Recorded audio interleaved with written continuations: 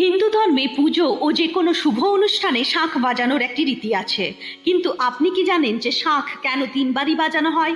শঙ্খধ্বনি যে কোনো বাস্তুদোষ দূর করে দেয় আর অশুভ শক্তির বিনাশ করে। তিনবার শঙ্খধ্বনির দ্বারা ব্রহ্মা, বিষ্ণু, মহেশ্বর এই ত্রিদেবকে স্মরণ করা হয়। শাঁখ বাজানোর সময় প্রথমে শ্রীহরিকে স্মরণ করে একসাথে তিনবার শাঁখ বাজানো হয়।